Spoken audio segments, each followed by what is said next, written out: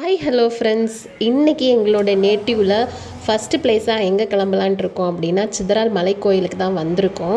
So நேட்டிவ்க்கு வந்துட்டு எங்கேயுமே போகலை, வீட்டில் இருந்து ரொம்ப போர் அடிச்சிருச்சு. ஸோ கிட்ஸுமே எங்கேயாவது கூட்டிகிட்டு போங்கன்னு ராவடி பண்ணிகிட்டு இருந்தாங்க. அவருமே வீட்டில் இருக்கிறதுக்கு ரொம்ப போராக இருக்குதுன்னு அப்படின்னாரு.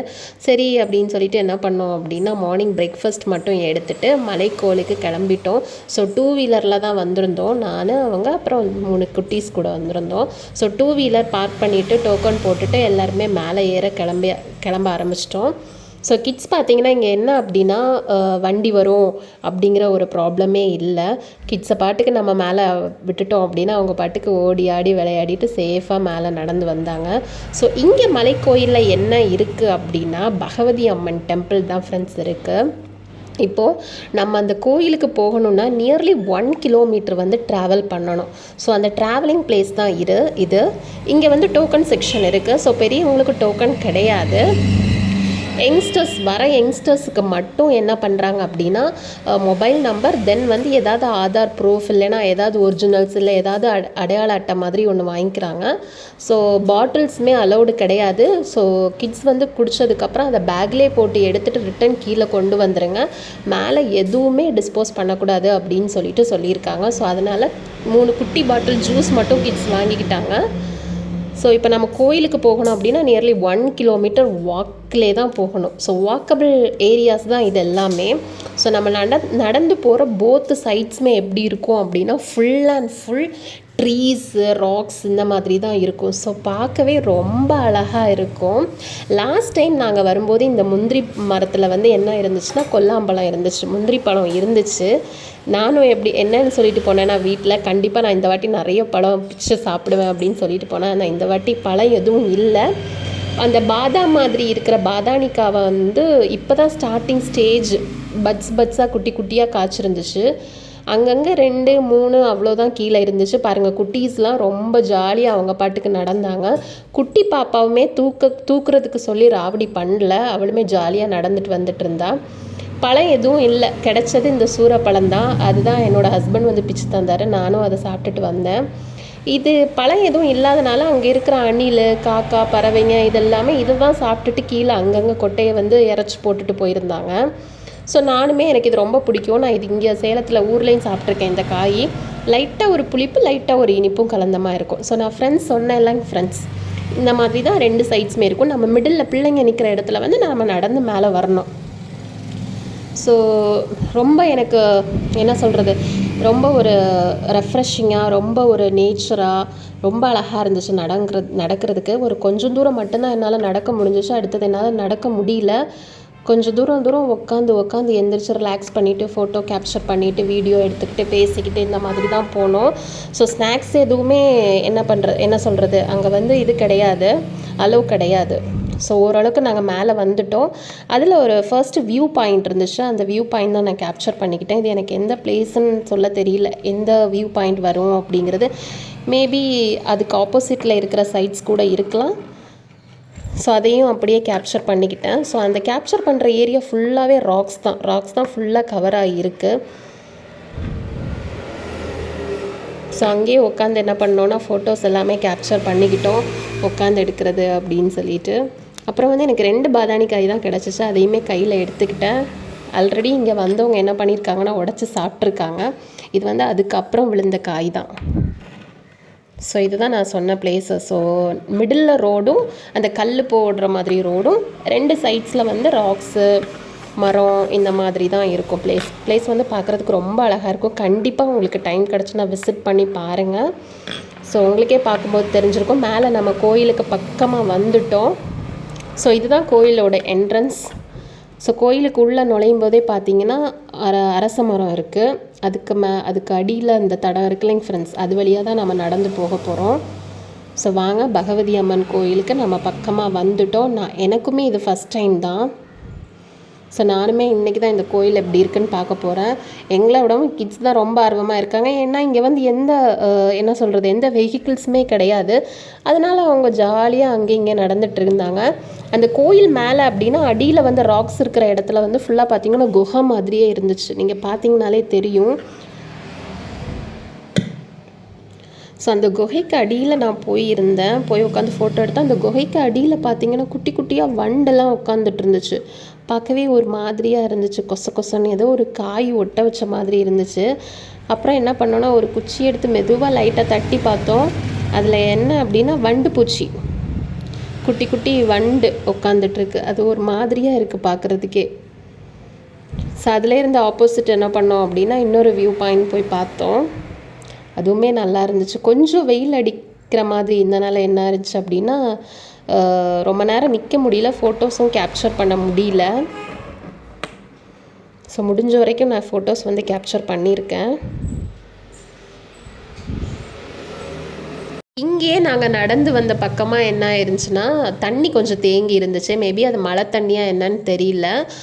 மீன் எதுவுமே இல்லை, தவளை மட்டும்தான் இருந்துச்சு. ஆனால் பிள்ளைங்க உள்ளலாம் ஆமை இருக்குமான்னு சத்தம் போட்டுட்டு இருந்தாங்க. ஆனால் அங்கே உள்ள ஆமையெல்லாம் எதுவுமே இல்லை. அதோட கல் உள்ளே இருந்து பார்க்குறதுக்கு ஆமை மாதிரி இருந்துச்சு. ஸோ அதுவுமே வீடியோவில் வந்து கேப்சர் பண்ணிவிட்டு ஃபோட்டோவும் அங்கே ஒரு 2-3 ஃபோட்டோஸ் எல்லாமே எடுத்துகிட்டு அப்படியே திரும்பவும் எங்கே வந்துட்டோம் அப்படின்னா கோயில் பக்கமாக வந்துட்டோம். இப்போ நாம் வந்து கோயிலோட என்ட்ரன்ஸ்குள்ளே நுழைஞ்சிட்டோம். ஸோ என்ட்ரன்ஸ் பார்த்தாலே உங்களுக்கு தெரியும் எப்படி ஒரு கோயிலில் நாம் என்ட்ரு ஆகுமோ அதே மாதிரியே ஃபுல் அண்ட் ஃபுல் ராக்ஸ்லேயே தான் மேக் பண்ணி வச்சுருந்தாங்க. ஸோ இதில் வந்து எப்படின்னா அந்த காலத்தில் எப்படி இருக்கோ அதே மாதிரி அப்படியே விட்டுட்டாங்க, எந்த ஒரு சேஞ்சஸுமே பண்ணலை. ஸோ இது பார்க்குறதுக்கு ரொம்ப ஒரு என்ன சொல்கிறது, ரொம்ப நல்லா இருக்குது. முடிஞ்ச வரைக்கும் உங்கள் கிட்ஸு உங்கள் வீட்டில் வந்து சின்ன சின்ன பிள்ளைங்க இருந்தாங்கன்னா இந்த மாதிரி இடங்களெல்லாம் கூட்டிகிட்டு போய் காமிங்க. ஸோ பிள்ளைங்க இப்போ எப்படி ஹிஸ்ட்ரிஸ்ல எல்லாம் படிக்கிறாங்க, அது மாதிரி இது அவங்களுக்கு பார்த்தா இந்த மாதிரி இருக்குது அப்படிங்கிற ஒரு ஐடியா கிடைக்கும். ஸோ உள்ளே என்ட்ராகிற இடமே பாருங்களேன், ஃபுல்லாக ராக்லே தான் இருக்குது. நாங்கள் மெதுவாக தான் கீழே போய் நுழைஞ்சு பார்த்தோம் யாராவது இருக்காங்களா என்ன ஏதுன்னு கொஞ்சம் பயந்துக்கிட்டே தான் போனோம். ஏன்னா இடம் வந்து கொஞ்சம் குகை மாதிரியே இருந்துச்சு. ஸோ இதுக்குள்ளே போனதுக்கப்புறம் தான் தெரிஞ்சிச்சு இன்னும் கோயிலே ஸ்டார்ட் ஆகலை. நாங்கள் இப்போ தான் பாதி இடத்துக்குள்ளே என்ட்ரு ஆகிருக்கோம். அங்கே போனதுக்கப்புறம் பார்த்திங்கன்னா கல்லிலே குட்டி குட்டி சிற்பங்கள் எல்லாம் அழகாக வடிவமைஞ்சு வச்சுருந்தாங்க. அது எனக்கு பார்க்குறதுக்கு புத்தா சிலை மாதிரி இருந்துச்சு. அது எனக்கு என்னன்னு கிளியராக தெரியல. ஸோ பார்க்குறதுக்கு புத்தா மாதிரி தான் இருக்குது. மெயினாக ஒரு புத்தா சிலையும் பக்கத்தில் ஒரு குட்டி குட்டி சிலைகள் எல்லாம் வடிவமைச்சு வச்சுருந்தாங்க. அதில் என்ன சொல்கிறது, மேலே அந்த பில்லருக்கு மேலேயுமே குட்டி குட்டி சிலைங்க இருந்துச்சு. பெண் கடவுளுமே இருந்துச்சு அதில். ஸோ இதெல்லாம் என்னோடய பையன் வந்து பார்த்துட்டோம், அம்மா இதெல்லாம் நான் படிச்சிருக்கேம்மா, ஹிஸ்ட்ரியிலலாம் இந்த மாதிரி வருது, அதில் ஃபோட்டோஸ்லாம் இந்த மாதிரி இருக்குமா அப்படின்னு சொல்லிட்டு சொன்னான். ஸோ இந்த மாதிரி இடத்துக்கு பிள்ளைங்களை கூட்டிகிட்டு வரும்போது அவங்க படிக்கிறதுக்கு ரிலேட்டடாக இருக்கும்போது அவங்களுக்கு இன்னும் கொஞ்சம் ஆர்வமாக இருக்கும். இந்த மாதிரி இடம்லாம் இன்னமும் இருக்குது, சேஃப்கார்ட் பண்ணி வச்சுருக்காங்க அப்படிங்கிற ஒரு ஐடியா கிடைக்கும் கிட்ஸுக்கு. ஸோ நியர்பை இருக்கிறவங்க முடிஞ்சால் இந்த மாதிரி இடங்களுக்கெல்லாம் விசிட் பண்ணுங்கள். கண்டிப்பாக ஒரு விசிட்டட் பிளேஸ்ன்னு தான் நான் சொல்லுவேன். ஸோ அந்த கோயிலுக்கு அடியிலே பாருங்கள், லைக் ஒரு பம்கின் ஷேப்பாக ஒரு ராக் வந்து மேடாகி அதில் ஒரு சாமி வச்சுருந்தாங்க. சாமி பேர் என்னன்னு தெரியல, என்ன சொல்கிறது, பாம்பு ஷேப்பில் வந்து இருந்துச்சு. மிடில்லையும் அதுலேயும் ஒரு சாமி இருக்குது. மேபி இதுதான் பகவதி அம்மனா இல்லை என்னன்னு எனக்கு தெரியல. அதுலேயுமே நீர் எல்லாமே வச்சுருந்தாங்க, க்ளோஸ் பண்ணி வச்சுருந்தாங்க. மேலே வந்து சாமியோட பில்லர் இருந்துச்சு. அப்புறம் போர்ட்ஸ் எல்லாமே வச்சுருந்தாங்க, நோட்டீஸ் வார்னிங் கொடுக்குற மாதிரி, இங்கே எந்த சேஞ்சஸுமே பண்ணக்கூடாது. ஸோ அந்த மாதிரி சேஞ்சஸ் ஏதாவது பண்ணாங்கன்னா பனிஷபிள் இருக்குது அப்படின்னு சொல்லிட்டு போர்ட்ஸ் எல்லாமே வச்சுருந்தாங்க. அது என்ன சொல்கிறது, பாதுகாக்கப்பட்ட ஒரு ஏரியா அப்படிங்கிற மாதிரியெல்லாம் போர்டெலாம் வச்சுருந்தாங்க, ரிட்டன் போர்டு. ஸோ ஃபுல்லாக நிறைய ஈகிள்ஸ் எல்லாமே இருந்துச்சு. இது வந்து பார்த்திங்கன்னா நம்ம ஃபஸ்ட்டு பார்த்த தண்ணி வந்து ரெயின் வாட்டர். இது வந்து ஃபுல்லாகவே என்னென்னா அது கோயிலுக்கு முன்னாடி இருக்கிறது. மேபி இதுவும் கொஞ்சம் சேஃப்கார்ட் பண்ணி வச்சுருக்க வாட்டர் தான். பட் இதில் என்ன நோட்டீஸ் போட்டிருந்தாங்கன்னா இங்கே வந்து யாருமே கால் நினைக்கவோ எதுவுமே பண்ணக்கூடாது, இது வந்து கோயிலுக்கு நாங்கள் யூஸ் பண்ணுற தண்ணி அப்படின்னு சொல்லிட்டு அதுலேயுமே ஒரு நோட்டீஸ் போர்ட் போட்டு வச்சுருந்தாங்க. ஸோ இங்கே வந்ததுக்கப்புறம் நாங்கள் செக்பல்லாம் ரிமூவ் பண்ணிவிட்டு உள்ளே போய் சாமி கும்பிட்டுட்டோம். ஸோ உள்ளே என்ட்ராக முடியல, இங்கேயுமே லாக் பண்ணியிருந்தாங்க. மேபி அவங்க பர்டிகுலராக ஒரு டேயில் வந்து பூஜை போட்டுட்டு கிளம்புவாங்களா என்னன்னு தெரியல. பட் நீர் காசு எல்லாமே இருந்துச்சு. பட் எங்களால் முடிஞ்ச வரைக்கும் உள்ளால சாமி எதுவும் பார்க்க முடியல. இது வந்து அப்படியே பேக் சைடு, கோயிலோட பேக் சைடு. ஸோ எல்லாமே நீட்டாக கூட்டி அழகாக வச்சுருந்தாங்க. அதை அப்படியே யாருமே யூஸ் பண்ணல, அப்படியே போடாமல் அந்த மாதிரியெல்லாம் கிடையாது. ஸோ இன்னும் வரைக்கும் அதை வந்து ஒரு நீட்டாக ஒரு சேஃப்கார்ட் பண்ணி ஒரு ஏன்ஷியன்ட் டேஸ்லேருந்தே இருக்கிற ஒரு கோயில் தான். பட் அதை இன்னமும் ஒரு பொக்கிஷம் மாதிரி பாதுகாத்துட்டு வராங்க. அது நினைக்கும் போதே ஒரு ஹாப்பியான ஒரு இதுதான் அப்படின்னு மொமெண்ட்டுன்னு தான் நான் சொல்லுவேன். ஸோ நானுமே இங்கே வந்து நியர்லி ஒரு சின்ன வயசுலேருந்தே என்னோடய ஃப்ரெண்ட்ஸ் எல்லாமே சொல்லியிருக்காங்க, மலைக்கோயில் ரொம்ப நல்லாயிருக்கும், நம்ம மலைக்கோயில் ஒரு நாள் போகலாம் அப்படின்னு ஃப்ரெண்ட்ஸ்லாம் பேசிகிட்டு இருந்திருக்கோம். பட் அப்போல்லாம் நாங்கள் போனது கிடையாது. நான் மேரேஜ் ஆனதுக்கப்புறம் இப்போ தான் குழந்தைங்களோட நானே ஃபஸ்ட் டைம் இப்போ இங்கே வந்து பார்க்குறேன். பட் என்னோடய நேட்டிவ் ஆனால் நானே இப்போ தான் விசிட் பண்ணுறேன்.